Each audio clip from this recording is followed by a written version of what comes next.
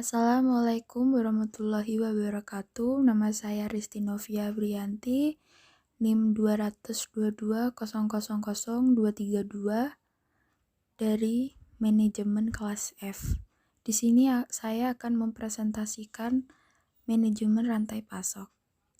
Dari materi 1 sampai materi 3. Supply chain adalah jaringan perusahaan-perusahaan yang secara bersama-sama bekerja untuk memproduksi dan menghantarkan suatu produk ke tangan pemakai akhir. Ada 3 macam hal yang harus dikelola dalam supply chain, yaitu pertama, aliran barang dari hulu ke hilir. Contohnya, bahan baku yang dikirim dari supplier ke pabrik. Setelah produksi selesai dikirim ke distributor, pengecer, kemudian ke pemakai akhir. Kalau supply chain adalah jaringan fisiknya, yakni perusahaan-perusahaan yang terlibat dalam memasok bahan baku, memproduksi barang maupun mengirimkannya ke pemakai akhir. SCM adalah metode, alat, atau pendekatan pengelolaannya. Detail cakupan SCM. Bagian pengembangan produk, melakukan riset pasar, merancang produk baru, melibatkan supplier dalam perancangan produk baru.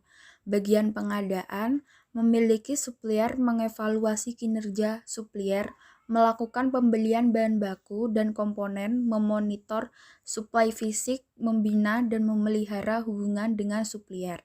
Bagian perencanaan dan pengendalian, demand planning, peramalan permintaan, perancangan kapasitas, perencanaan produksi dan persediaan.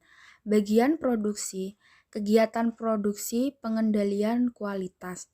Bagian distribusi, perencanaan jaringan distribusi, menjadwalkan pengiriman, mencari dan memelihara hubungan dengan perusahaan jasa pengirim, memonitor service level di tiap pusat distribusi. Pengembangan produk sangat penting terutama bagi industri inovatif seperti industri garment, komputer, elektronik, packaging, dan lain sebagainya. Hal ini dikarenakan product life cycle-nya pendek. Dalam merancang perusahaan harus mempertimbangkan beberapa hal. Pertama, aspirasi atau keinginan pelanggan, oleh karena itu dibutuhkan riset pasar yang memadai. Kedua, produk yang dirancang harus mencerminkan ketersediaan dan sifat-sifat bahan baku. Dalam praktek SCM modern, melibatkan supplier adalah kunci dalam proses perancangan produk baru. Ketiga, fasilitas produksi yang akan dimiliki atau dibangun jadi aspek manufacturability perlu dipertimbangkan. Keempat, produk yang dirancang harus sedemikian rupa sehingga kegiatan pengiriman mudah dilakukan, tidak menimbulkan biaya-biaya persediaan. Fungsi fisik dan mediasi pasar. Aktivitas fisik, sourcing atau mencari bahan baku, penyimpanan material atau produk, distribusi atau transportasi, dan pengembalian produk atau return.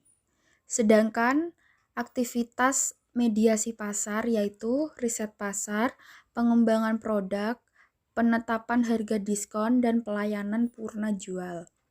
Pada materi 3, kita akan membahas tentang manajemen pasok dan keunggulan kompetitif. Hakikat rantai pasokan, yaitu jaringan organisasi bisnis yang menyangkut hubungan ke hulu dan ke hilir dalam proses kegiatan yang berbeda yang menghasilkan nilai yang berwujud dalam bentuk barang dan jasa di tangan pelanggan akhir. Ada 3 hal yang dikelola dalam rantai pasok, yaitu material flow, financial flow, dan information flow. Perbedaan dengan perusahaan logistik dibagi menjadi 2, yaitu manajemen logistik dan manajemen rantai pasokan. Manajemen logistik itu mengutamakan pengelolaan termasuk arus barang dalam perusahaan. Kedua, berorientasi pada perencanaan dan kerangka kerja yang menghasilkan rencana tunggal, arus barang, dan informasi di seluruh perusahaan.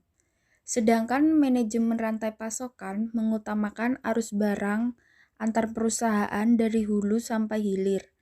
Kemudian mengusahakan hubungan dan koordinasi antar proses dari perusahaan-perusahaan lain dalam bisnis people needs mulai dari supplier sampai ke pelanggan. Dalam manajemen rantai pasok terdapat kunci keberhasilan suatu perusahaan antara lain kemampuan untuk memiliki dan mempertahankan satu atau beberapa keunggulan kompetitif, kemampuan untuk membedakan diri di mata konsumen dari pesaingnya, bekerja dengan biaya rendah atau mendapatkan laba yang lebih tinggi. Jadi dapat kita simpulkan bahwa filosofi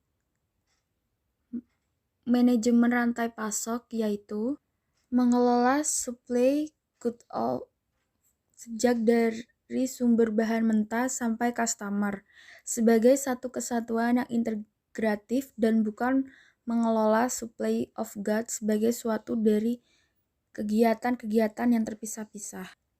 2. Mengembangkan partnership dan co-marketership sama membuat barang bersama dengan organisasi baik upstream maupun downstream.